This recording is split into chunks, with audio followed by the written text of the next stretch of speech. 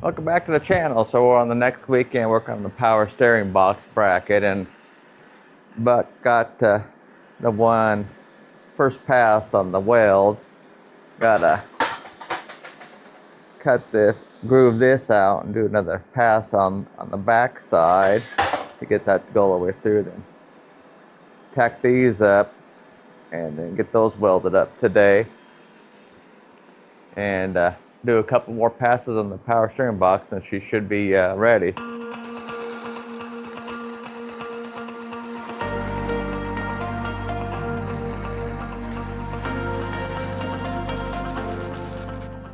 So now we're gonna dig out this back side. There's a butt weld. Kind of get it down to where Buck hit it at. So we're gonna grind it down so we can get in a good weld in there.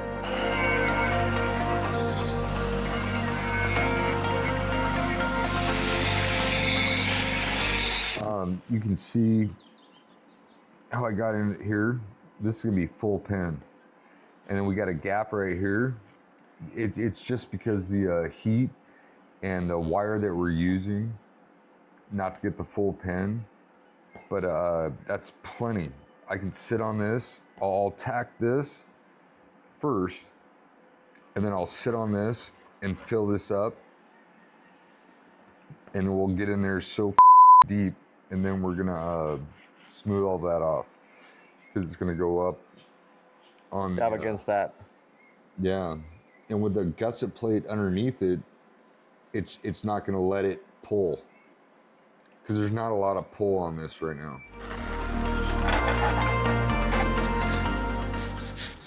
Maybe I'll take a wire wheel and clean that out a little bit more. There's still some slag that's in there. What we hit with this one? Oh yeah.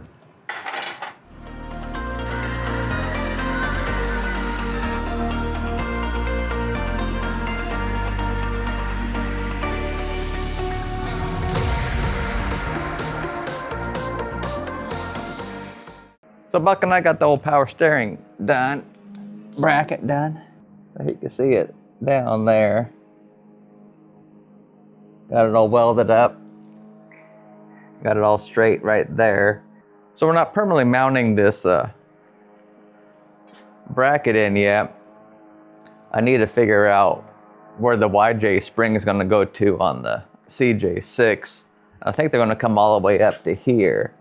So I got another like 3 inches to go up front and then back. So we're cutting these off, front and back, and then gonna do spring over on the YJ spring. So we're gonna have to wait to permanently mount this until we get those springs mounted up. So that's it for now on the power steering bracket, but it's done. So now we're moving on to back here. Did a little template to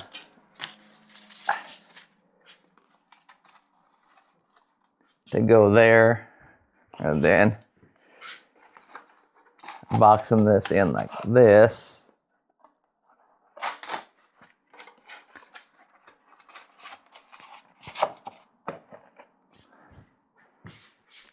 So we're gonna do some holes in there so I can, clean it out, and so it's not boxed in. Just kind of get some reinforcement in there. And so we got the 2 back ones like this, and then doing that front one. Got to get all these holes and stuff set back up again. So that's on the agenda for the start of this Sunday, is to get the frame boxed in. And I got this tacked in right now, so we're gonna pull out pull these out of the frame also. So we're doing the YJ spring conversion on the CJ6, and so we're gonna have a 4-inch lift on the axle and down, set the body lower on the frame. That way we're not as high on the frame. That way we have good transmission and engine clearance and have a lower center of gravity up top, but have the lift just on the axle. Because before in the old CJ5, we had like a 2.5 inch body lift or 2 inch, 2.25 body lift, and then these are the Rancho 2.5 inch leaf spring lift here from the 1986. So I'm going to take the 2.5 inch Rancho off, do the YJ springs over, and do the lift on the axle, and then keep the body stock, because you have that terrible look. I don't know if you guys seen Jeeps with that huge gap, but I hated the gap between the frame and the body, so we're just going to do it on the leaf springs and make it the right way. So that's on the agenda today, to get started on these back, get the holes drilled out, get them dyed. I know this looks terrible now because I screwed it up. So here we got the holes all set up. Got both sides set up on this. We're gonna do some 1 inch holes. Then we got the do a 1 inch dimple die on the press on these center holes. Then we'll do like the 1 inch on all of these to get it, so we can drain water or mud or anything out that we get in the frame or whatever. That way we're not holding mud and dirt and water when we're out 4-buying. So we got that all set up. So we're gonna get the mag drill out and start drilling out all of our 1 inch holes. Be easier to do it this way, hopefully. And I haven't done it before, so I'm just testing this out. So hopefully it works. See what happens.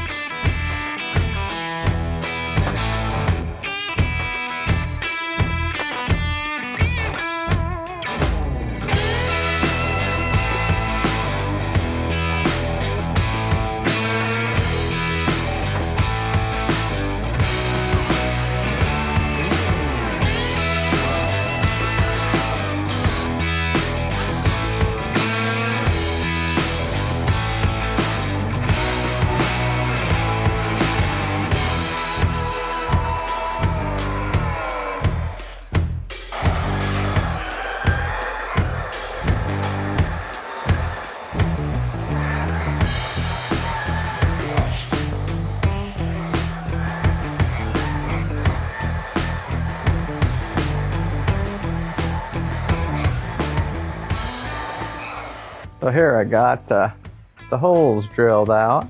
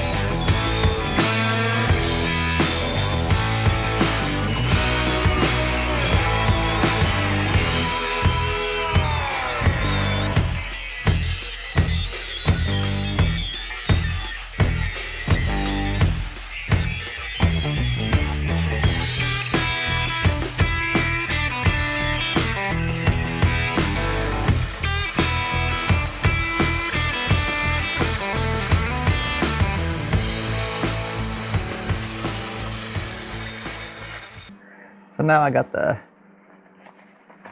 die on here. Got the 1 inch hole with the 1 inch dimple die. So see how she does.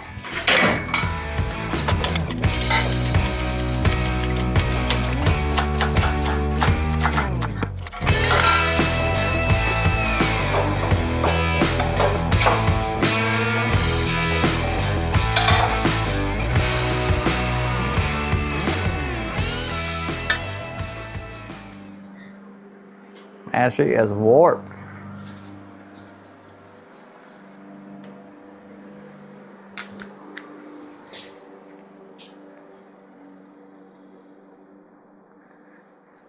dimple die worked good, but gotta straighten her out now. Now I gotta use the die to straighten it back out.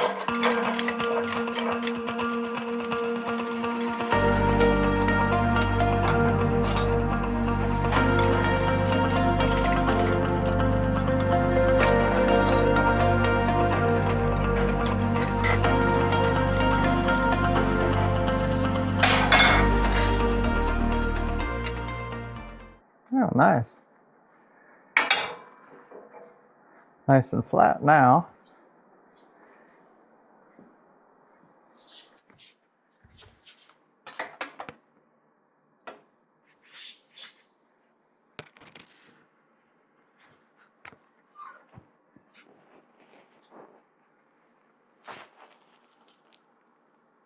So I got these 4 pieces roughed in and got them dimple dyed for the back 2 sections over here. And then I got these longer pieces for the rest of the frame. Some 4" by 4 feet for the rest of the frame over here to do the rest of it. So we got, we're coming up to here. And then I'm gonna have to take this back off on both sides so we can take off the front bump stops, because we're, doing a bigger suspension left underneath that. So I'm sure those are gonna be moved. And you can see right here, we got, that's kind of like the setup we're going for. This dimple die in the middle, and then got all these drain holes down here for getting mud and dirt and stuff out. Because I have really no rust in the frame, really, so I don't want to start it now by boxing it in permanently and getting rust out. So got these all roughed in for this 2 back sections, and then got to do the little curve and then get on the straight part of the 2x4. So that's it for this weekend. See you guys on the next one.